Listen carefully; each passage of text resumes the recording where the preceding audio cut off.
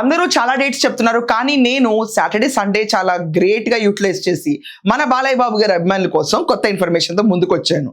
కొంతమంది చాలా మంది వీడియోస్ చేసి చెప్తున్నారు అఖండ 2 థియేటర్ రిలీజ్ ఉండదు, డైరెక్ట్ నెట్ఫ్లిక్స్ తో రిలీజ్ అవుతుంది. ఎందుకంటే నెట్ఫ్లిక్స్ ఆల్రెడీ కాపీరైట్స్ కొనుంచారు కాబట్టి వీళ్ళందరూ కూడా 4 వారాల నుంచి 5 వారాల లోపు సినిమా రిలీజ్ అయిన డేట్ అంటే డిసెంబర్ 5న రిలీజ్ అయి ఉంటే గనక జనవరి 2nd వీక్ లో సంక్రాంతి తర్వాత సినిమాని ఓటీటీలో ప్రెజెంట్ చేస్తారు. సో ఇది వాళ్ళకు ఆల్రెడీ మెన్షన్ ఉన్న అగ్రిమెంట్ కాబట్టి సినిమా డిలే అవటంతో ఈరోజు చూసుకుంటే డైరెక్ట్ నెట్ఫ్లిక్స్ లో రిలీజ్ చేస్తున్నారు.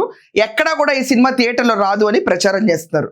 రెండోది, ఈ రోజు ఇంటర్నేషనల్ తో 14 రీల్స్ సంస్థకున్న గొడవ గురించి అందరికీ తెలిసిందే. 28 కోట్లు వీళ్ళు అప్పు తీసుకున్నట్టు, దానికి వడ్డీలతో సహా కలిపి 52 కోట్లు అయింది.